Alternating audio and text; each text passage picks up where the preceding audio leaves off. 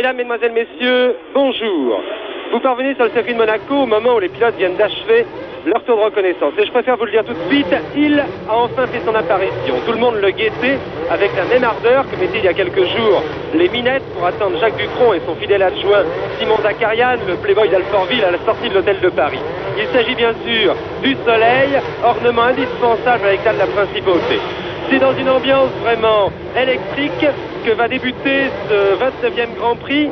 Des dizaines et des dizaines de milliers de spectateurs, des Italiens, des Français, des Suisses surtout, sont venus encourager leurs favoris. Et c'était vraiment une vision surprenante que d'observer la nuit dernière des milliers de personnes dormir dans des sacs de couchage sur les gradins des tribunes. Une victime de la pluie, l'Italo-américain Mario Andretti, qui n'a pu se qualifier, n'ayant pu tourner par temps sec. Nous sommes à quelques secondes maintenant du départ et en première ligne, à la meilleure place à la ligne de départ, à la gauche de votre écran, le super favori Jackie Stewart sur Tyrrell Ford, qui a à ses côtés Jackie X sur la Ferrari numéro 4, tandis que l'on trouve en deuxième ligne Chris Amon sur Matra numéro 20 et Joe Seifert sur la BRM numéro 14. Amon qui a eu quelques ennuis déjà tout à l'heure au début du tour de reconnaissance, et il semble que ces ennuis sont en train de s'aggraver puisque les mécaniciens de Matra sont en train de pousser la voiture d'Amon devant les stands. Le Grand Prix malheureusement risque fort de commencer sans Chris Amon. C'est bien malheureux étant donné qu'il avait une toute première chance. Voilà, c'est parti.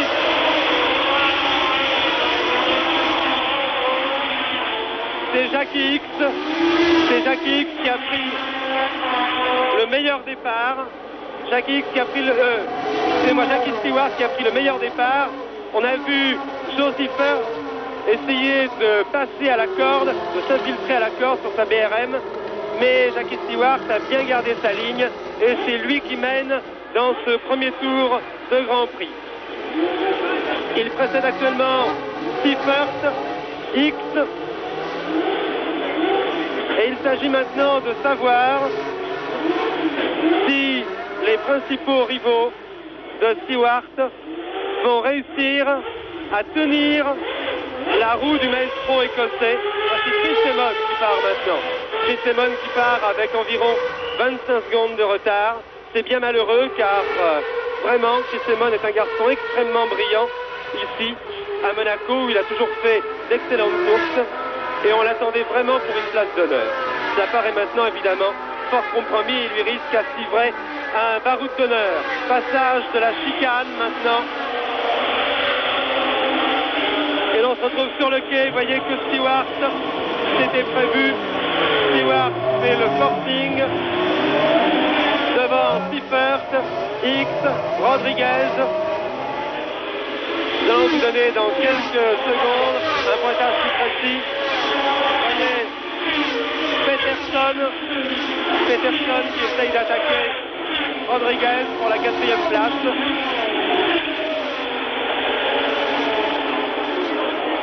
Jean-Pierre Beltoise et Samatra sont environ à la 7e place. Un Grand Prix qui est parti extrêmement rapidement. Il faut dire que c'est un Grand Prix très prometteur. Et je vais déjà vous donner les pointages de Jean Todt au premier tour. Il faut dire que les concurrents passent extrêmement vite devant nous, devant les tribunes, et que Jean Todt a eu bien du mal à pointer plus de 4 ou 5 concurrents.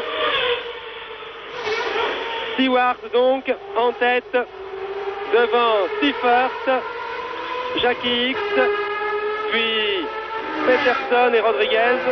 Voici d'ailleurs la chicane. Non, Rodriguez et Peterson maintenant. C'est que Beltoise 7e, précède Graham Hill. Pescarolo est en 9e position. Vous allez devoir passer François Sever. Il précède, semble-t-il, Peter Gettin.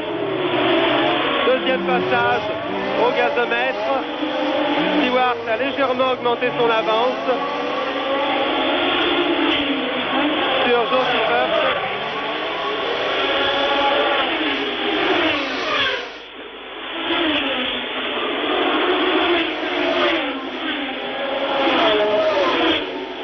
position ici, c'est Rodriguez, suivi par un excellent Peterson. Pescarolo ici. Il faut dire que Jackie Stewart a vraiment produit. Et Graham Hill n'est pas passé, me semble-t-il. Je n'ai pas vu passer Graham Hill. Il semble qu'il soit arrêté d'ailleurs là-bas au gazomètre. Graham Hill, 5 fois vainqueur du Grand Prix de Monaco et qui serait donc éliminé dès le deuxième tour, alors que beaucoup voyaient en lui un des principaux outsiders de la course. La chicane, toujours les 5 premiers. Peterson, remarquable. Derrière, c'est Hulme.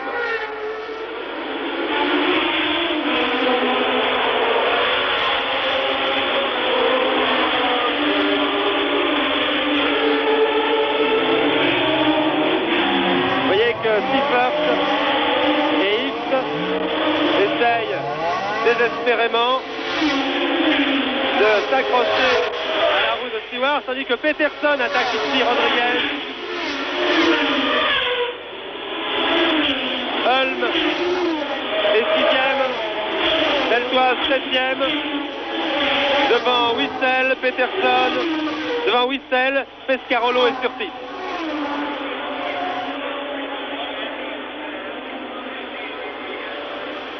On attendait, c'est un petit peu surprenant, la deuxième place de Seifert ici pour 2 raisons. D'abord parce que la BRM a paru jusqu'ici beaucoup plus à l'aise sur les circuits très rapides. Et puis ensuite parce que Seifert a plutôt la réputation d'être à l'aise dans les grandes courbes. C'est un garçon très brave, très courageux, qui, franchement, auquel rien ne fait peur. Et il n'avait pas la réputation d'être spécialement à l'aise sur des circuits aussi délicats que ceux de Monaco. Eh bien, il est en train actuellement de nous détromper. Stewart, quand même, augmente son avance, mais ce qui est une surprise, c'est que X semble avoir du mal à suivre Joe Seifert. Voici Jackie X qui passe au gazomètre. Ferrari numéro 4. Derrière, c'est Rodriguez, toujours attaqué par Peterson. Un remarquable Peterson. Et ensuite voyez là, Hulme suivi par Jean-Pierre Beltoise. Voilà le paquet des 4 coureurs. Rodriguez, Peterson, Hulme et Beltoise. Derrière, c'est Wissel, suivi par Pescarolo. Puis Regazzoni, me semble-t-il.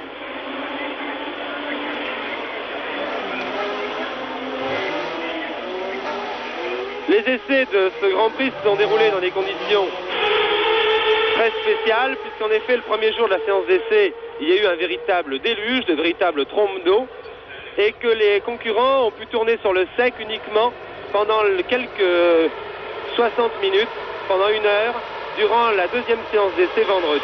Et là, Jackie Stewart, comme je vous le disais tout à l'heure, a vraiment fait une impression considérable sur sa Tyrrell, puisqu'il a laissé ses principaux rivaux à plus de 1 seconde. Samedi, c'est-à-dire hier, il a plu à nouveau, ce qui fait que personne n'a pu améliorer ses temps. Et la principale victime de cette pluie a été, comme je vous le disais tout à l'heure, Mario Andretti, qui n'ayant pu tourner sur le sec, n'a pas réussi à se qualifier, à la grande déception d'ailleurs de toute l'équipe de télévision américaine ABC, qui relaiera demain en différé ce Grand Prix de Monaco aux États-Unis.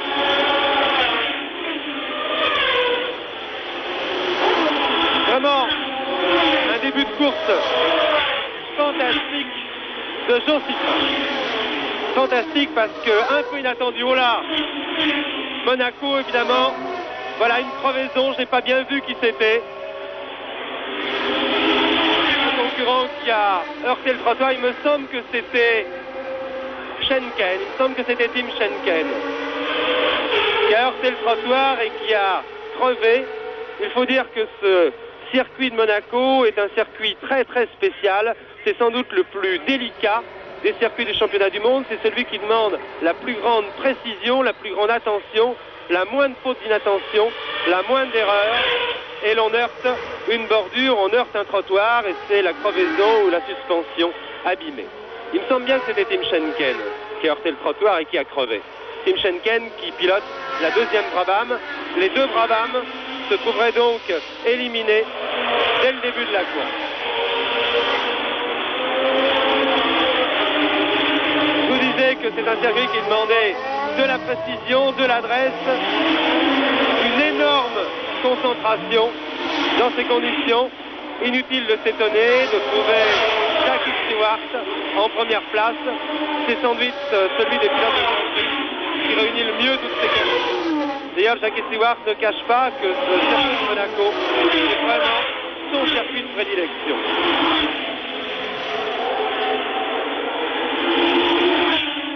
C'est également un circuit qui réclame une grande concision physique car il fatigue terriblement les pilotes. Voilà, regardez, Peterson qui attaque encore une fois Rodriguez. Ensuite, c'est Hulme et Beltoise, un groupe de 4 coureurs qui se bagarrent actuellement donc pour la 4e place derrière Stewart qui est suivi à quelques distances par Seifert et Jackie X.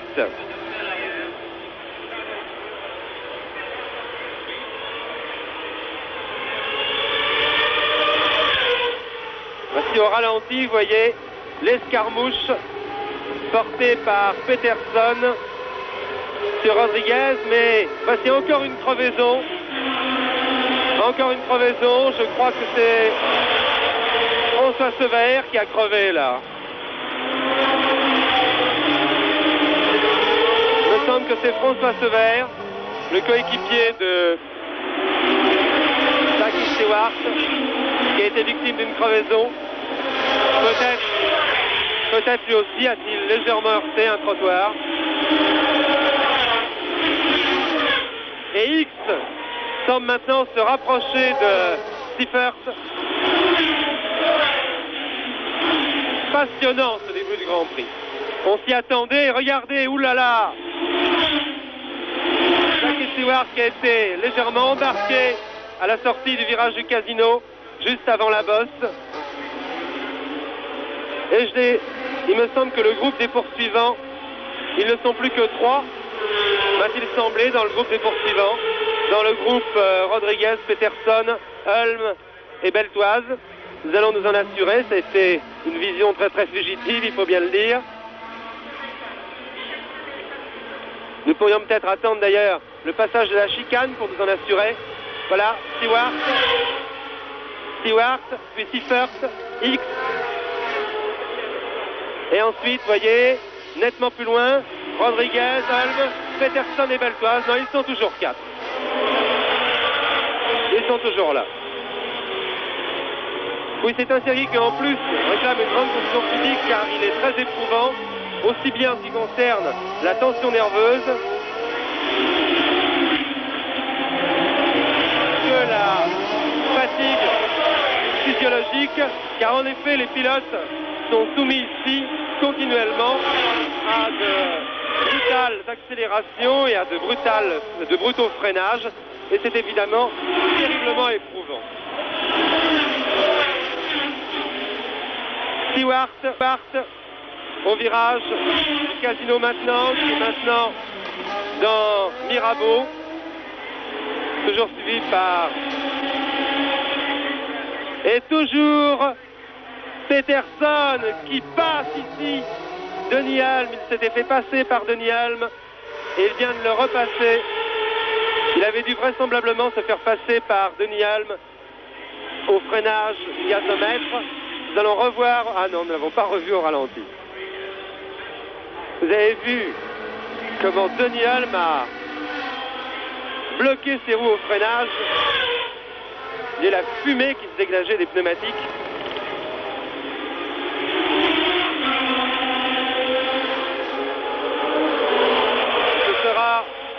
Ce sera, Jean-Todt, le 9e passage, je pense, de Jackie Stewart. Oui. Au prochain tour, Jackie Stewart passera pour la 9e fois. Voilà, Stewart qui vient de passer pour la deuxième fois et qui est maintenant dans la montée à la sortie de Sainte-Dévote. Une montée qui se prend en cinquième à environ 200 km/h. On aborde ensuite, voici maintenant le virage du Casino avec la bosse qui le suit immédiatement où les voitures décollent et puis l'épingle Mirabeau, l'épingle à droite assez ouverte qui se prend en deuxième à 80-90.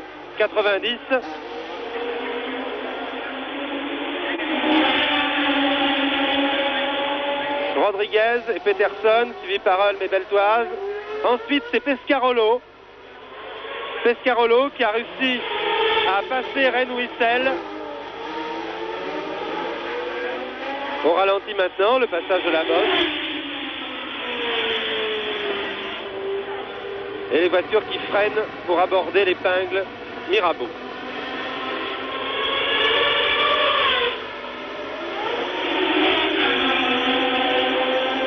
Jackie Stewart sur le quai qui va freiner pour le fameux virage du gazomètre.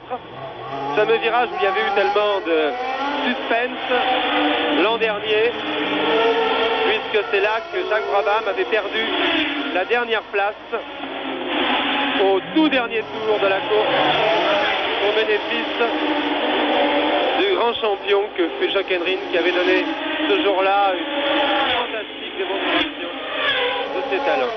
Malheureusement, Jochen Henrin devait se tuer quelques mois plus tard au d'Italie.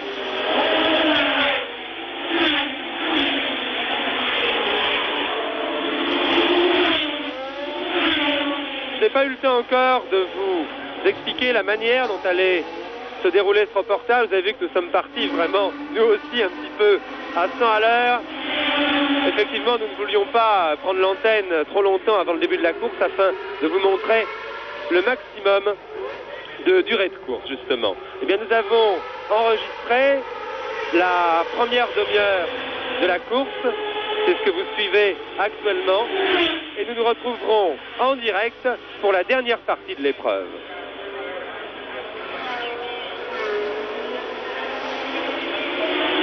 C'est-à-dire que je pense que vous verrez les 20-25 dernières minutes de course en direct.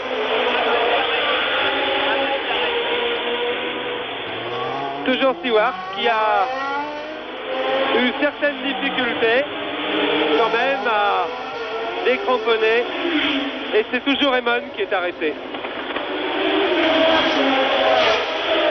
C'est Emon qui semble avoir des ennuis de pneumatique.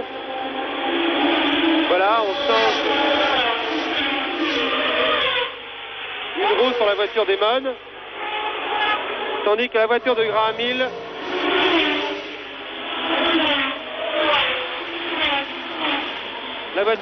est évacuée du circuit. Graham Hill qui a tapé, Graham Hill qui a touché, soit au bureau de tabac, soit au gazomètre. Je ne sais pas très bien, mais au bureau de tabac apparemment. Il a dû toucher à la sortie du bureau de tabac, il a dû toucher le rail.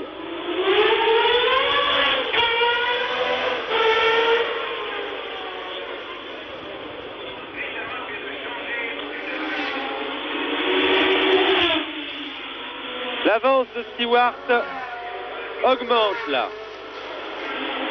Il faut dire que ce qui fait la force de Stewart, c'est qu'il est capable certainement de suivre le même train, de garder le même rythme d'un bout à l'autre de la course. Je ne sais pas si ses rivaux vont pouvoir en faire autant. Je dois reconnaître que je suis quand même assez sidéré. Il y a Peterson. Le suédois Ronnie Peterson qui est décidément un bagarreur terrible et qui, le début de la course, attaque sans arrêt Pedro Rodriguez.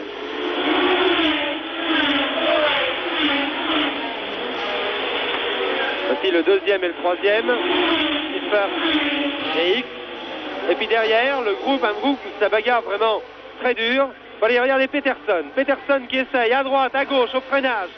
Mais Rodriguez, lui, a les nerfs solides et il ne se laisse absolument pas impressionner par son jeune adversaire. Là, ici, c'est Pescarolo qui précède Rennes-Wissel. Ensuite, c'est Regazzoni sur la Ferrari.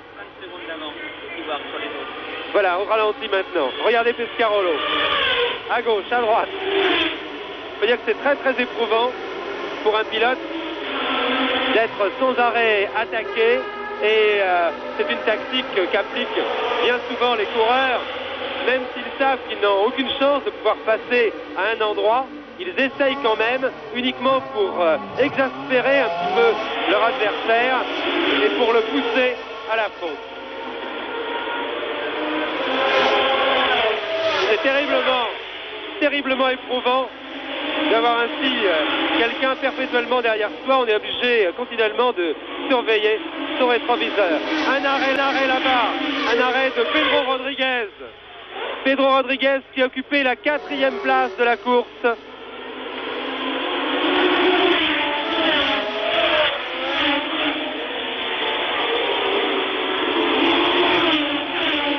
Pedro Rodriguez qui est contraint à l'abandon, enfin peut-être pas à l'abandon, mais qui en tout cas doit s'arrêter au 12e tour de l'épreuve. Espérons que le mal qui a affecté la voiture de Rodriguez ne va pas se manifester également sur la voiture de Seifert, car c'est une chose qui arrive souvent dans les écuries. Enfin, ce serait vraiment trop malheureux pour Joe Seifert, qui a été très malchanceux depuis le début de la saison et qui est en train ici vraiment d'affirmer son grand talent.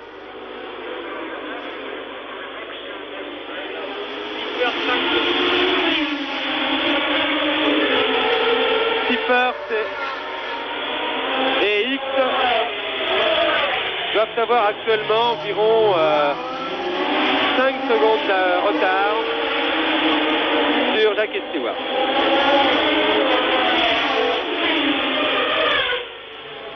Vous savez que le circuit de Monaco est un circuit où il y a souvent beaucoup de casses mécaniques. D'abord parce qu'il y a très souvent de légères sorties de route, de légères touchettes, comme on dit, qui provoquent des abandons. Et puis ensuite parce que la mécanique est terriblement éprouvée ici, notamment les transmissions, les boîtes de vitesse. Et c'est pourquoi il n'est pas rare que l'on trouve un coureur qui est en 5 ou 6e position dans les premiers tours, en tête à l'arrivée. C'est ce qui s'est passé en tout cas l'année dernière. Jochen Rindt n'occupait guère que la 8e place dans les premiers tours de la course, et c'est pourtant lui qui a remporté l'épreuve. Certains sont donc partisans ici d'une course d'attente, si on peut appeler ça ainsi, car il faut quand même aller très vite pour se tenir en 4e ou 5e position. Seulement, ce qui pourrait peut-être faire un petit peu infirmer cette position, c'est que l'on pensait un petit peu la même chose avant le dernier Grand Prix de s'est couru, avant le Grand Prix d'Espagne à Barcelone, sur ce tracé qui ressemble relativement au tracé du Grand Prix de Monaco. On s'attendait également à beaucoup de casses en tête de la course. Or, il n'y a eu qu'un seul abandon parmi les hommes de tête, celui de Regazzoni. Stewart, X, Emon, Rodriguez, Holm, Beltoise, qui ont terminé dans cet ordre, ont conservé leur position pendant pratiquement toute la durée de la course. Voilà au ralenti, Jackie Stewart, le meilleur pilote de Formule 1 actuel, incontestablement. Graham Hill rentre à pied à son stand, le sourire aux lèvres. Sans doute le prince régné, la princesse Grace vont-ils lui adresser un petit geste amical. C'est en effet une vieille connaissance pour eux, puisqu'il a gravi 5 fois déjà les marches de la tribune princière pour se faire remettre le trophée du vainqueur.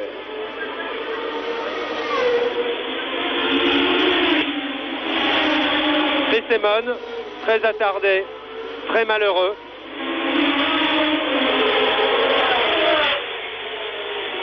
Après les ennuis qu'il a connus au début de la course,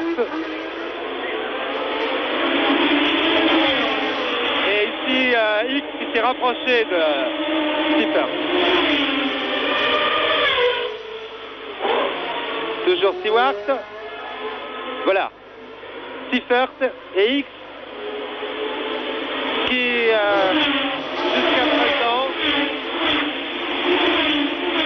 jusqu'à présent n'a pas trop essayé d'attaquer Joe Seifert, mais qui va peut-être s'y mettre maintenant.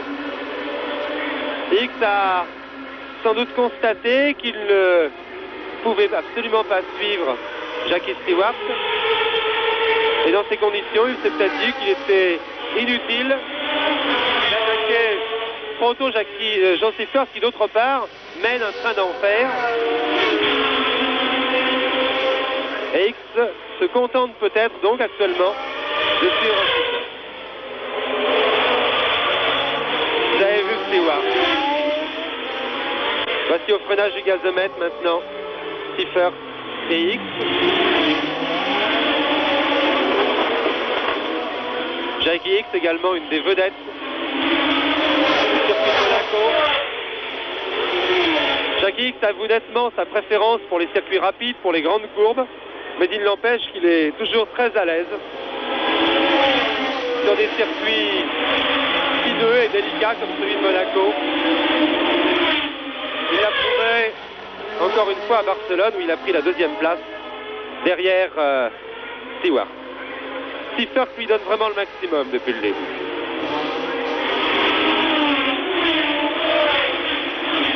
Seifert qui est vraiment une personnalité très attachante du monde des Grands Prix. Un garçon qui est parti vraiment de rien, qui a commencé par la moto comme coéquipier dans les courses de sidecar, et Dieu sait s'il faut le faire, et qui a eu beaucoup de mérite pour arriver au point où il en est maintenant. Il a connu la consécration en remportant le Grand Prix de Grande-Bretagne sous les couleurs de Rob Walker sur une Lotus en 68. Un très grand pilote, Joe Seifert. Les Suisses d'ailleurs possèdent vraiment de grands pilotes avec Joe Seifert et Clay Regazzoni. Clay Regazzoni qui court pour la première fois en Formule 1 à Monaco et qui par conséquent n'a pas l'air tout à fait à son aise. Il navigue à la 8-9e place. Le ciel s'assombrit quelque peu. Il faut dire que si la pluie se mettait à tomber, je touche du bois, d'ici la fin du Grand Prix, ça fausserait considérablement, ça modifierait considérablement les données du problème. Vous avez vu Stewart sur les talons de Tim Schenken qui s'est arrêté tout à l'heure et qui s'apprête à doubler. Voilà Stewart qui est là dans le tunnel et qui est maintenant à l'endroit le plus rapide du circuit, environ 250 km/h, et ici maintenant il faut freiner énergiquement pour aborder la chicane en 3e vitesse. Nous allons attendre les suivants. Une chicane qui est très très délicate. Voilà. Voici les suivants. Seifert et X. Tim Schenken qui va s'effacer pour laisser passer Stewart. Pour laisser doubler Stewart. Il ne passe pas trop facilement, Tim Schenken d'ailleurs. Oui, cette chicane, c'est vraiment très dur. Je vais vous pourquoi tout à l'heure. Bon, il doit commencer à s'énerver un petit peu, là, Stewart. Allons, monsieur Schenken. Voilà, les drapeaux noirs. On agite les drapeaux noirs à Schenken. Laissez passer. Et Stewart a enfin réussi à se débarrasser du sympathique Australien. Je vais donc vous donner les positions au 19e tour de la course, alors que nous abordons donc le premier quart. Nous sont donc le premier quart de l'épreuve. En tête, Jackie Stewart qui précède de 8 secondes Seifert et Jackie X qui sont ensemble. Plus loin on trouve Ronnie Peterson, Denis Hulme et Jean-Pierre Beltoise qui sont à 17 secondes du premier. Ensuite, Ren Wissel Henri Pescarolo, Claire Regazzoni, Rolf Stomlen, Emerson Fittipaldi, John Surtees et Peter Gettin. Voici donc les positions au premier quart de la course.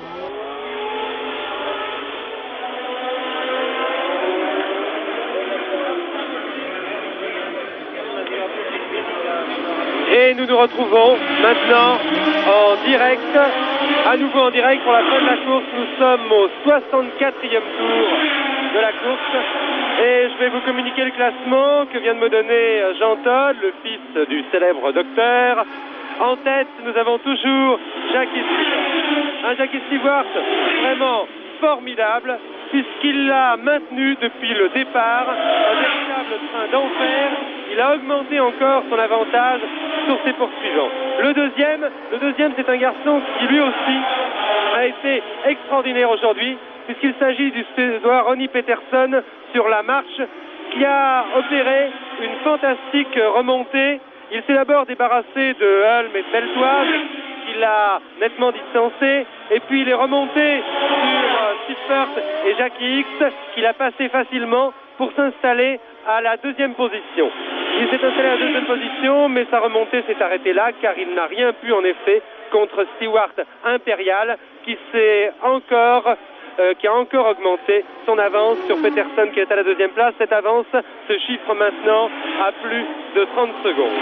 En troisième position, Jackie X sur Ferrari à 50 secondes. Joe Siffert, qui en effet il y a encore quelques instants détenait cette troisième place, vient de s'arrêter. Le sympathique C.P. Siffert est décidément bien malchanceux. Il a en tout cas aujourd'hui effectué une course fantastique. Là c'est un ralenti, vous voyez Jackie Stewart dans ses œuvres. Jackie Stewart contrôle un dérapage vraiment à la sortie du casino d'une manière impériale. À la quatrième place, on trouve le néo-zélandais Denny Hulme sur McLaren à 1 minute 13 secondes. À la cinquième place, Emerson Fittipaldi qui se trouve lui à un tour. À la sixième place, Rolf Stomlen sur Surtees. À la septième place, John Surtees qui est d'ailleurs dans les roues de Rolf Stomlen. Et à la huitième place, Henri Pescarolo qui est assez loin. Il a été obligé de s'arrêter à la suite d'une 3 minutes. Et Henri Pescarolo est le seul Français restant encore en course. En effet, ce vert a dû s'arrêter peu après le début de la course. Quant à Jean-Pierre Beltoise, qui était fort bien parti et qui était en compagnie de Peterson, qui est maintenant deuxième, eh bien Jean-Pierre Beltoise a connu, semble-t-il, pas mal d'ennuis de tenue de route et il a dû s'arrêter définitivement il y a quelques tours. Il y a un petit peu d'agitation dans la tribune de presse. Là, je vois mon sympathique confrère Daniel Gérard, le plantureux directeur d'Automoto, qui remue beaucoup. Il faut dire qu'il est bien excité car il a fait un concours de pronostic et il a pour l'instant les 3 premiers dans l'ordre. Mon cher Daniel, je signale que ce n'est pas encore fini. Il reste en effet 13 tours à couvrir dans ce Grand Prix passionnant. Un Grand Prix entièrement dominé, comme on le prévoyait d'ailleurs, par l'Écossais Jackie Stewart et sa Tyrrell à moteur fort. On a noté, je vais vous résumer un petit peu la course. Vous savez que Stewart était parti en tête devant Siffert et X. Un petit peu plus loin, on trouvait un groupe de 4 coureurs.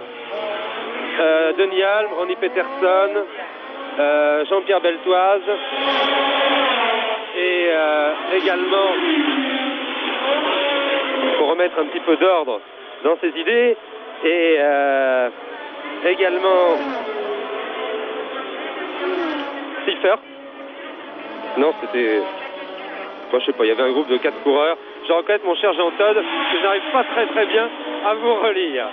Et puis, au 22e tour, on a enregistré les arrêts. Il faut écrire un petit peu mieux, Jean. Au 22e tour, on a enregistré les arrêts de Witzel et Regazzoni, qui occupaient alors les 7e et 9e places. Au 3e tour, l'arrêt de Gettin. Oui, chercher le 4e, c'était Ronnie Peterson. Ronnie Peterson, ça tombe bien que j'ai retrouvé son nom, puisque c'est maintenant que je vous en parlais. Ronnie Peterson, qui à partir du 20e tour, s'est détaché du groupe Hulme belgeoise pour entamer une remontée sur X et Seifert. Il a doublé au 30e tour et qu'il a ensuite distancé pour occuper depuis une remarquable deuxième place.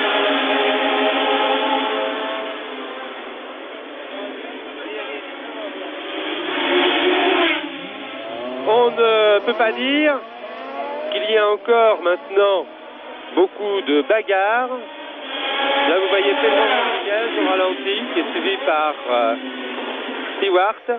Regardez un petit peu, quand je vous disais que le passage de la chicane était vraiment très très difficile, regardez un petit peu avec quelle précision.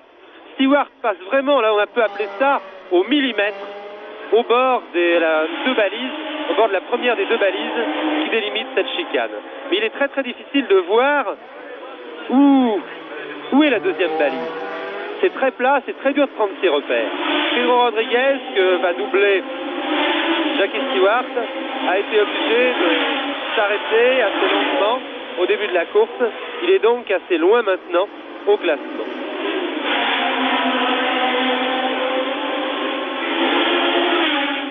Oui, il n'y a plus beaucoup de bagarres dans la course. Il y a un écart important sépare Peterson de Stewart. X, lui, se trouve à une quinzaine de secondes de Peterson. Hulme est également assez loin de X. Fittipaldi occupe une 5e place également assez nette. Et la seule bagarre actuelle se dispute peut-être entre les deux coéquipiers du team Surtees, c'est-à-dire Rolf Schomlen et John Surtees qui bataillent pour la 6e place.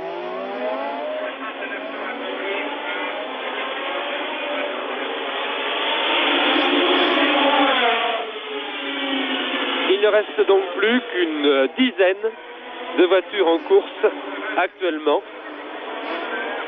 Et le seul suspense qui règne encore, c'est de savoir si aucun des hommes qui dominent la course ne se verra retardé in extremis par une crevaison, par l'heure d'un trottoir ou d'une bordure, puisque je vous le dis, sur ce circuit très très difficile, la moindre erreur se paye immédiatement par un trottoir ou une bordure qui peut entraîner soit la crevaison, soit un bris de suspension. Voici Randy Peterson. Randy Peterson sur la marche. Cette marche assez révolutionnaire d'aspect qui a été conçue par Robin Herd. Vous notez notamment cette espèce de plateau à l'avant de la voiture qui sert d'aileron. Et cette marche qui a donné quelques soucis de mise au point à ses constructeurs en début de saison, eh bien, il semblait bien à tous les observateurs qu'elle allait bientôt pouvoir donner toute sa mesure, qu'elle promettait beaucoup. C'est chose faite aujourd'hui. Et c'est chose faite aujourd'hui en ce qui concerne l'affirmation du talent de Ronnie Peterson.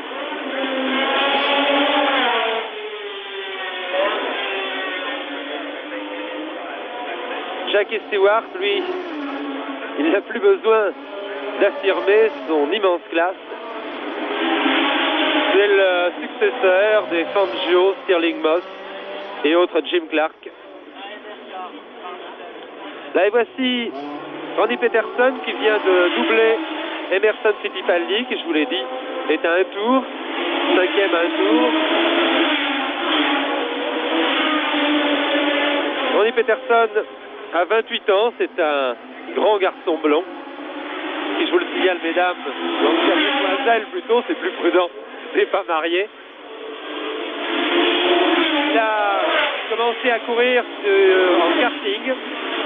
Il a terminé d'ailleurs 3e au championnat du monde de kart en 66. Et puis il a débuté en F3 en 67 où il a eu d'innombrables victoires, dont une d'ailleurs sur le circuit de Monaco. Le maître Jackie Stewart au gazomètre. On a aperçu rapidement Graham Hill qui a été très très malchanceux. On a aperçu rapidement Graham Hill au virage du gazomètre. Il servait un petit peu, en quelque sorte, il était à l'extrême pointe. C'était la figure de proue du virage du gazomètre. Graham Hill qui, voici Stewart au ralenti. Regardez la perfection. Vraiment des trajectoires de Stewart. Tout est économisé, regardez. Pas de dérapage inutile, pas de patinage des roues arrière qui provoque une perte de temps. Il accélère toujours au bon moment. C'est vraiment un pilotage pratiquement idéal sur ce circuit de Monaco. Vous avez vu tout à l'heure, à la chicane, ce pilotage au millimètre qui est fantastique. Et Peterson. Peterson qui n'est pas sans rappeler par son style bouillant, généreux, qui n'est pas sans rappeler le regretté Jochen Rindt. Peterson pilote en Formule 1 depuis l'année dernière où Colin Craig lui avait confié une marche. Il avait fini 7e d'ailleurs à Monaco après avoir fait une très grosse impression. Cette année, il est pilote officiel de l'écurie britannique March.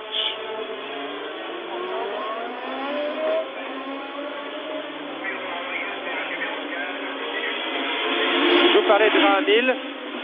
Graham Hill qui vient de faire paraître un recueil de ses souvenirs. Il a profité des nombreux mois où il était resté alité après son terrible accident du Grand Prix des États-Unis pour écrire un livre qui s'appelle Au seuil du danger, qui est publié dans la collection dirigée par notre ami Renaud de la Borderie, un livre très très passionnant. Et encore, on m'a dit que Graham Hill n'avait pas pu tout dire dans ce livre, car les lois sur la diffamation sont extrêmement sévères en Angleterre. C'est en tout cas dommage pour les amateurs. Je crois qu'il y a eu des choses encore plus savoureuses.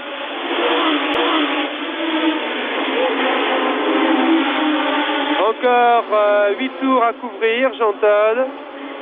Oui, il reste encore 8 tours à courir avant la fin de la course. Et Steve Jackie Stewart l'emporte ici. L'écart ne diminue pas entre Peterson. Non, il ne fait qu'augmenter. Combien? Il continue à augmenter. Il est pour l'instant de 40 secondes entre Stewart et Peterson.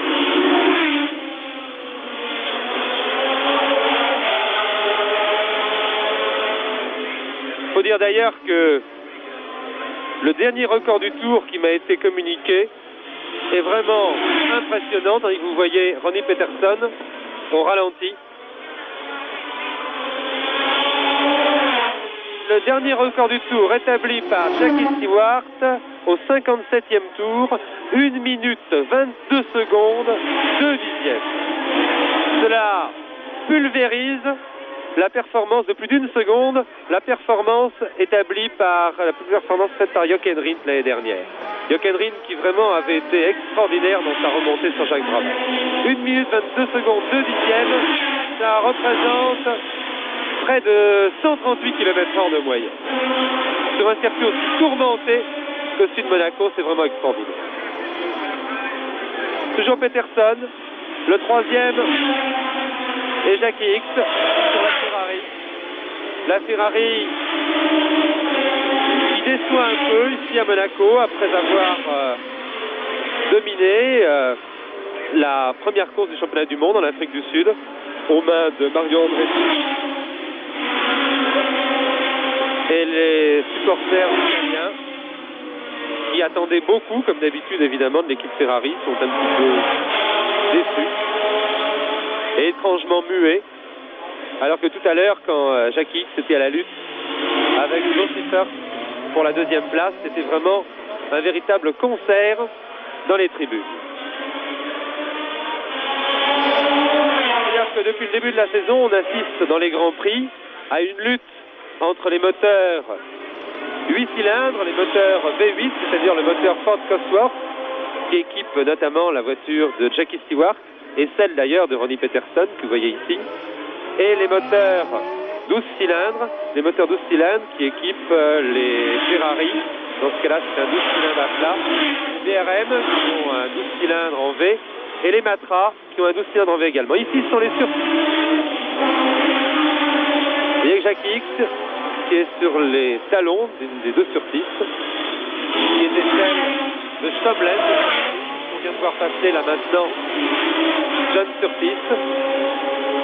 Rolf Stomlen s'est donc détaché un petit peu de John Surtees pour pour la 6e place. Oui, donc,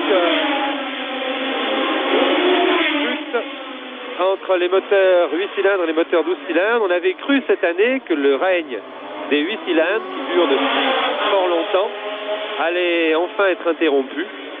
Eh bien, pour l'instant, il n'en est rien, puisque Jackie Stewart, sur sa Tyrrell à moteur Ford 8 cylindres, a remporté d'abord le Grand Prix d'Espagne à Barcelone et qu'il est en train, pour l'instant, de signer une deuxième victoire incontestable. Voici Randy Peterson au gazomètre. Randy Peterson suivi par Emerson Fittipaldi sur sa Lotus, mais Emerson Fittipaldi se trouve à un tour de Randy Peterson. Il occupe, je vous le rappelle, la 5e place. Là ici c'est Stomlen qui va être bientôt doublé par Jackie X sur la Ferrari numéro 4. Jackie X qui occupe la 3e place. Et puis c'est Surtees qui est suivi par Schenken qui s'est arrêté plusieurs fois et qui est par conséquent assez loin au classement. Schenken qui pilote la 2e Brabham, un Australien.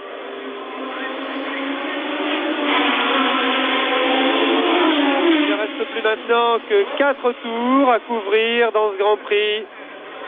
4 tours pour Jackie Stewart. Jackie Stewart,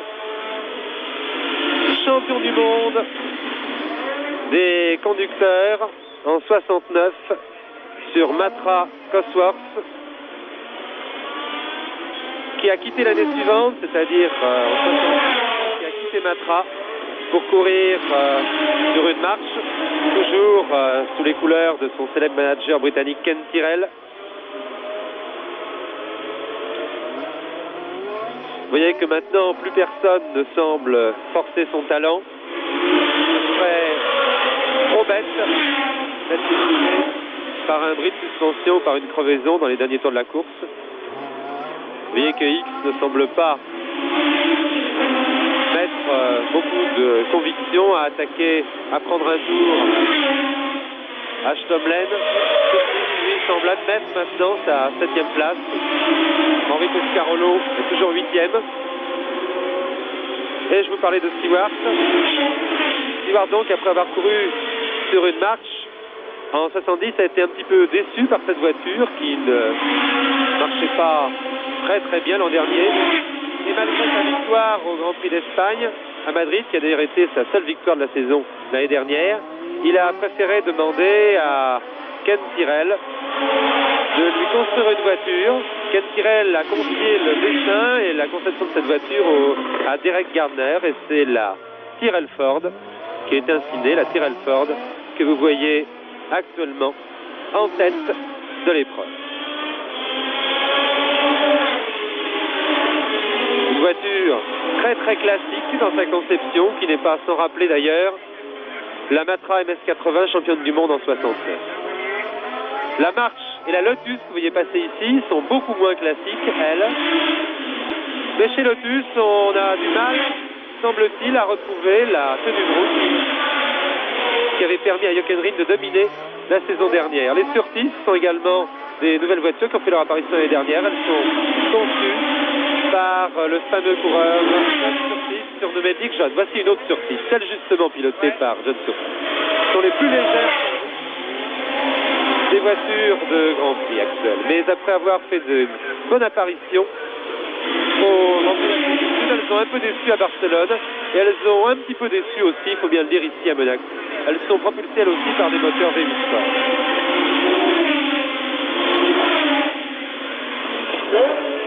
Voilà, c'est la fin du 77e tour.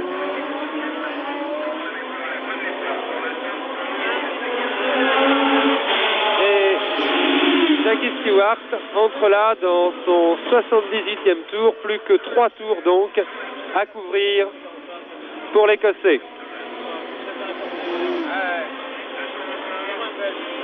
Il a été fantastique aujourd'hui. Il a été...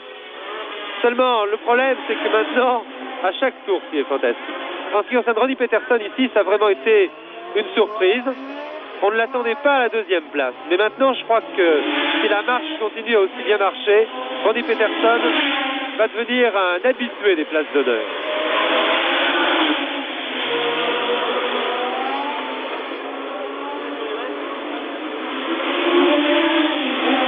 Jackie X maintenant, qui va travailler un petit peu décevante. Hier, il y a eu une course de Formule 3 sur le circuit de Monaco. C'est la course la plus importante de la saison. Je vous en rappelle, le résultat a été remporté par le Britannique Dave Walker sur Lotus devant l'Italien Nadeo sur Techno, tandis que Depailler et Jabouille sur Alpine Renault prenaient les 3e et 5e places, handicapés par des moteurs nettement moins puissants que ceux de leur saison.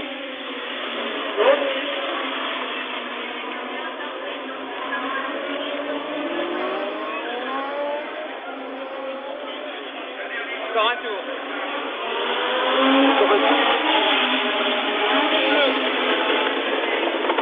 Il ne reste plus maintenant qu'un seul tour à couvrir et la pluie se met à tomber.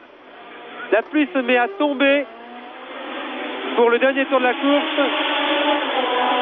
Jean-Todt, il reste un seul tour à couvrir à Jackie Stewart pour terminer. Dans son dernier tour avant de franchir la ligne d'arrivée.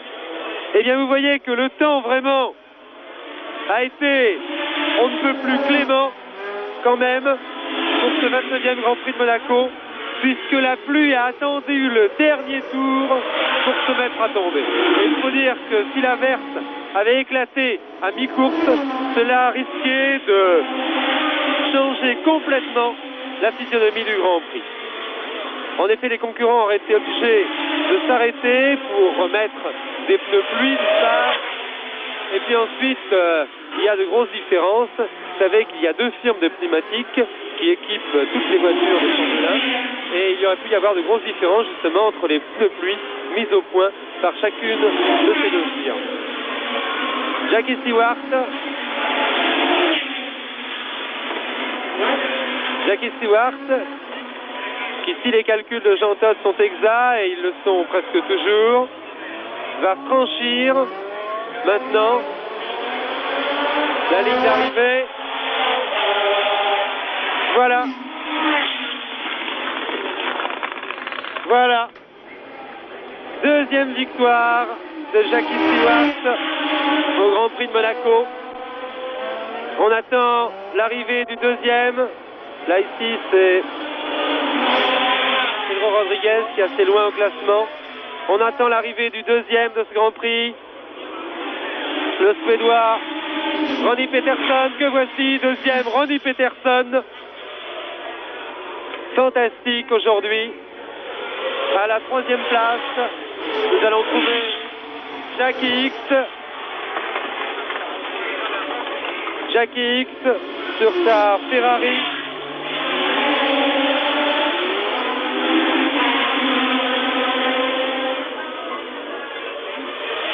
Là, voici Jackie X. Qui termine dans le même tour, assez loin du vainqueur, vous le voyez. Le 5e, lui, est déjà passé, il est à un tour. Le 4e, plutôt, va arriver, c'est Denis Hulme. La voici, Denis Hulme, qui franchit la ligne d'arrivée maintenant. Le 5e à un tour est Emerson Fittipaldi. 6e, Rolf Stomlen. 7e, John Surtees. Et 8e, Henri Pescarolo, qui a eu pas mal d'ennuis lui aussi avec sa marche aujourd'hui. Sa marche était loin de marcher aussi bien que celle de Ronnie Peterson. Et il est le seul Français à terminer aujourd'hui. L'équipe Matra ayant connu la malchance. Chris Simon n'ayant même pas réussi à partir avec les autres, ayant ensuite connu beaucoup d'ennuis. Jean-Pierre Beltoise ayant été lui aussi contraint à l'abandon. 2e victoire dans le Grand Prix de Monaco pour Jackie Stewart. Une victoire magistrale, puisque remportée absolument de bout en bout, en améliorant plusieurs fois le record du tour, avec une précision, une adresse qui en font, je le dis personnellement, un des pilotes les plus impressionnants que j'ai jamais vus. Jackie Stewart, avait déjà remporté le Grand Prix de Monaco en 1966 sur une BRM.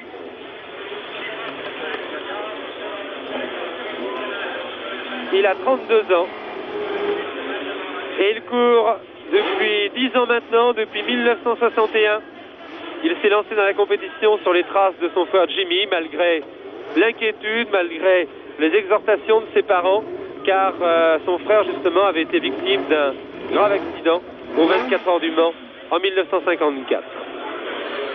Le début de la grande carrière de Jackie Stewart a été marqué par son enrôlement dans l'écurie de Ken Tyrrell en Formule 3 en 1964.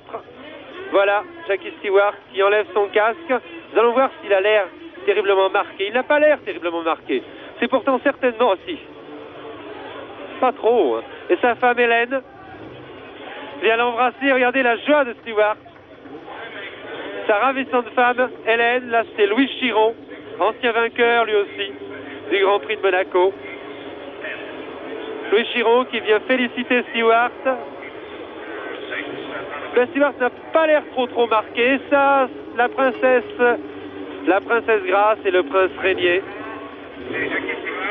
vont remettre pour la deuxième fois donc le trophée du vainqueur à Jackie Stewart. Le prince Régnier III de Monaco qui lui aussi est un fanatique de la course automobile. Il a même participé sous un pseudonyme au Tour de France automobile dans les années 50. Un sportif accompli. Marqué l'élégance de la princesse Grace qui porte un tailleur extrêmement classique.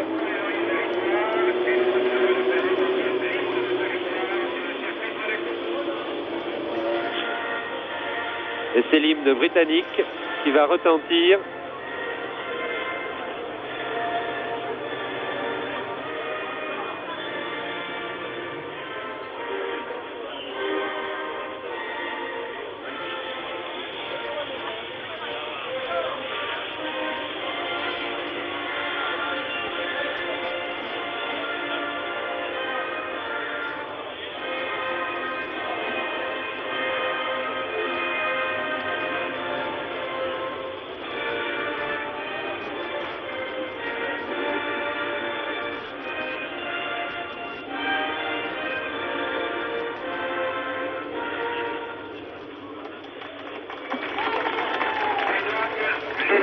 Et je vais demander à Jean Guichet, le dernier pilote français à avoir remporté les 24 heures du Mans, qui depuis quelques jours d'ailleurs est père d'une petite fille, Marie-Charlotte. C'est un événement dont il convient de le féliciter, et surtout sa femme, Jannick, qui nous écoute en ce moment, ce qu'il pense de cette fantastique victoire de Stewart. Stewart a fait une course superbe. Les 4 premiers ont été vraiment merveilleux dans cette course, et il faut surtout citer Peterson parmi tous ces grands champions qui font encore parler de lui parce qu'il a vraiment fait une très belle course et finir second entre X, Hulme et évidemment Stewart, c'est merveilleux. Ce Grand Prix a été marqué finalement par un assez grand nombre de crevaisons. Attendez, je vois Jackie X qui passe là. Je vais voir si je peux l'arrêter. Jackie, oh, oui. Bah écoutez, je suis désolé, mais la pluie qui tombe actuellement sur le circuit a fait une autre victime que Mario Andretti, une victime moins importante. Il s'agit de votre serviteur qui a une voix qui est un petit peu nasillarde. J'étais désolé d'ailleurs de devoir vous l'infliger pendant tout ce Grand Prix, et je crois que je n'ai pas pu crier assez fort pour arrêter Jackie X. Jackie X, 3e de ce Grand Prix. Ah, le voilà. Jackie, cette course un petit peu décevante, non, pour vous? Mais pas spécialement décevant dans le sens que la voiture était dans le fond très nouvelle, on n'a pas fait beaucoup d'essais.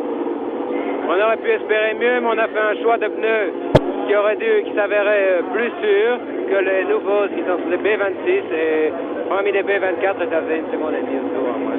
Donc des difficultés de tenue de route pendant toute la course. La voiture, moi je suis très content parce qu'elle a été très consistante tout le temps, et que je crois que la prochaine fois, quand on fera un choix de chaussettes adaptées, eh bien ça ira mieux. De toute façon, pour moi, je suis heureux. Je n'ai toujours participé à Monte-Carlo, j'ai jamais fini, et bien c'est la première fois. Ben voilà, maintenant il ne reste plus qu'à finir premier. Voilà, hein, l'année prochaine peut-être. En tout cas, vous voyez que Jackie a le moral pour le restant de la saison.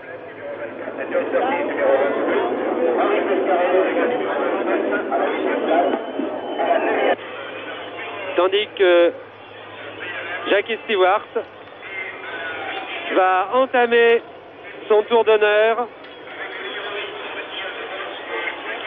sous les acclamations vraiment d'un public de connaisseurs. Il y a un grand public de connaisseurs. C'est sa femme Hélène qui a pris place à ses côtés sur une curieuse petite camionnette. Je pense que nous allons les voir dans quelques instants. Dès que la police a établi un barrage. Toujours assez fantastique de voir le public, des milliers de personnes envahir le circuit après la course. Et on pourrait en profiter pour retracer un petit peu la fantastique carrière de Jackie Stewart. Jackie Stewart, qui je vous le disais, a été engagé par Ken Tyrrell dans son écurie de Formule 3 en 64, qui a remporté en Formule 3, vous voyez la princesse Grace qui quitte le circuit avec le prince Régnier et la princesse Caroline.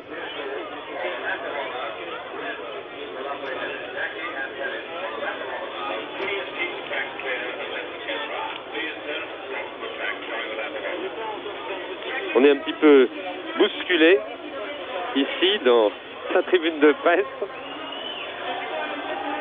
Voilà la famille princière qui quitte donc le circuit.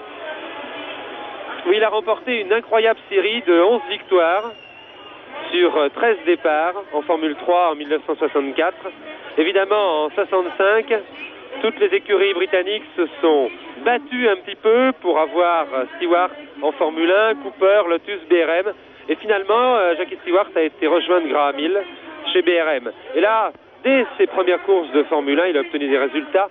6e pour son premier Grand Prix, puis 3e à Monaco, 2e en Belgique, 5e au Grand Prix de Grande-Bretagne, pour remporter en Italie sa première victoire en Formule 1. Jackie Stewart a été assez gravement accidenté au Grand Prix de Belgique à Spa en 66. Il est resté coincé pendant de longues minutes sous sa voiture avec de l'essence dégoulinant sur lui, avec une menace d'incendie. Et il a été très marqué par cet incident. Depuis, c'est un show parti.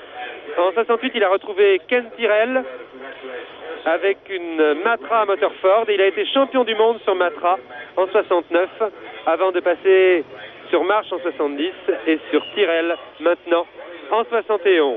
Un fantastique champion, incontestablement un des plus grands champions de tous les temps. Je vous rappelle le classement de ce Grand Prix de Monaco. Premier Stewart, deuxième Peterson, troisième X, quatrième Hulme, cinquième Fittipaldi, sixième Stumlen, septième Surtees, huitième Pescarolo. C'était un reportage d'Henri Carrier